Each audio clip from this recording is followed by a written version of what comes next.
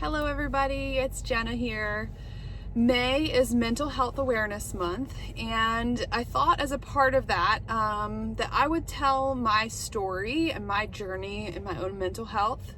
I'm about to turn 35 in less than a week, and this is an area of my life where I feel like I have been called to share so that others don't feel as alone or experience some of the things that I had to experience.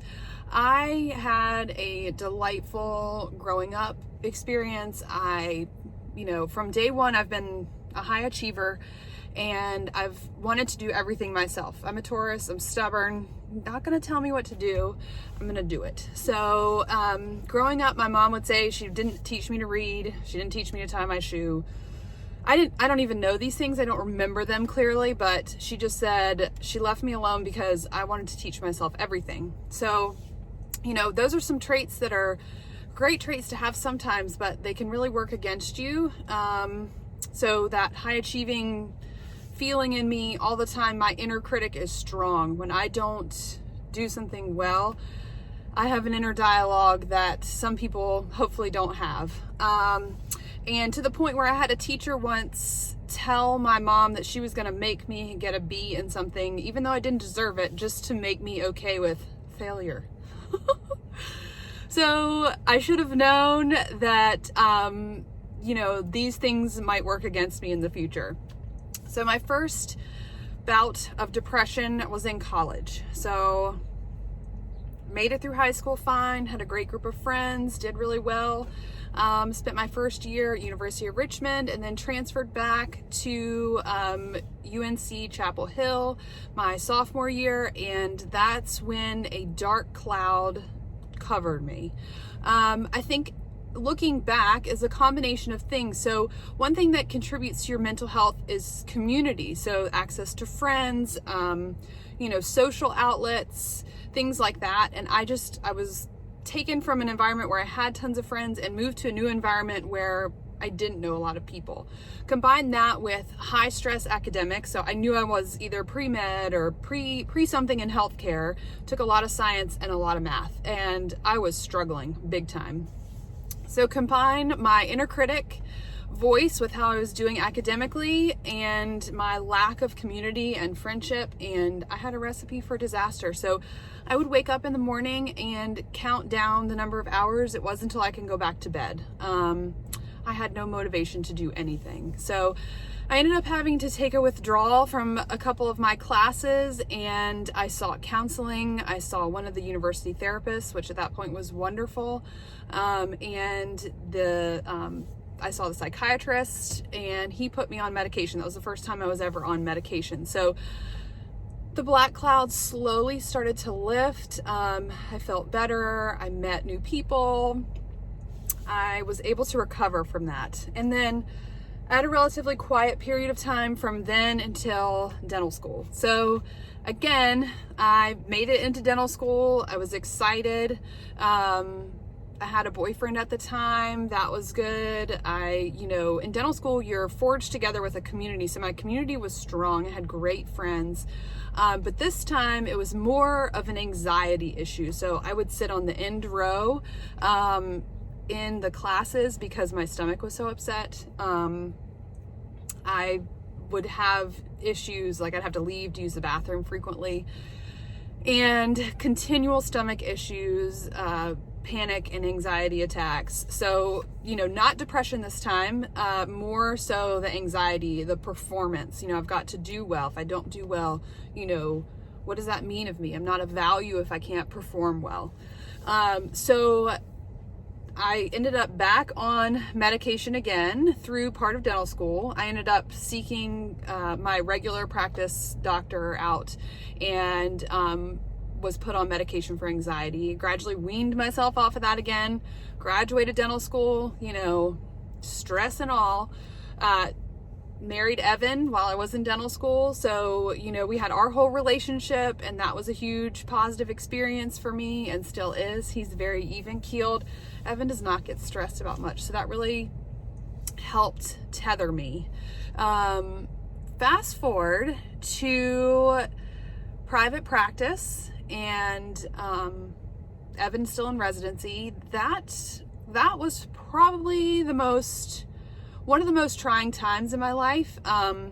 Started private practice, my whole group of friends, we were all spread out. So here we go again, my lack of community, and the stress of being a dentist. There's no one over your shoulder saying you're doing a great job or that wasn't very good.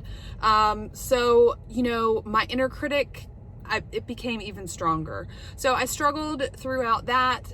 We moved to Pennsylvania. I became pregnant with Hayes, continued to struggle in my emotional state, being in a new place and, not really having that community. Here we've moved again, right? So I don't have my dental school friends. I've moved to a new state.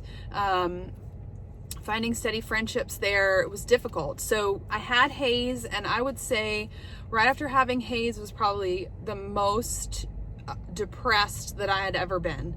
So again, no one there is there when you're a mother to say, you're doing an excellent job, you're doing awesome.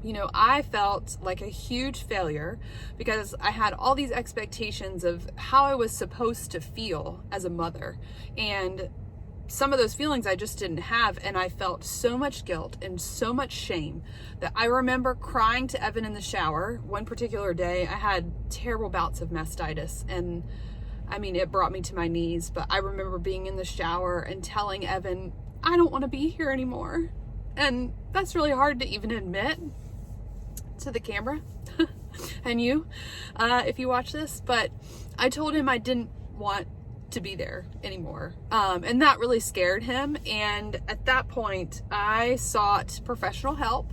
I had a wonderful counselor. In fact, one of my friends still, she's in contact with that counselor, and that wonderful lady helped me so much. So she was able to assess my level of depression, which was high, and put me on medication. And then in conjunction with the medication, I underwent a lot of therapy with her. And it was during that therapy that I really realized the factors in my life that contributed to my tendency to be depressed or anxious. And she really pretty much jump boarded me into feeling like myself again. And it's super important to me to share this with people because life is not linear. Things don't go along linearly. You have ups, you have downs, you have changes in environment, you have changes in friend groups, you have so many things that change when you're an adult. When you have kids, you think, oh, I'm gonna have all this time to be with other moms, but having children can be extremely isolating, which is a huge precursor for feeling depressed or feeling anxious. And real in-person connection, there's no substitute for that. The internet, it cannot substitute that. So, I still have ups and downs. I always will. I have a lot of traits that lend me towards feeling depressed or anxious, but I know that now. And knowing that is key. So, if you have a tendency to analyze your performance all the time and judge yourself, you're at increased risk. If you are highly critical of yourself, if that inner critic is just strong, you have a high propensity to develop these feelings. And certainly right now, in a time of, we've all been told to stay at home, and, we've had so many changes in our life right now, in professional worlds and businesses that have been shut down for a long time, and getting back to a semblance of normal.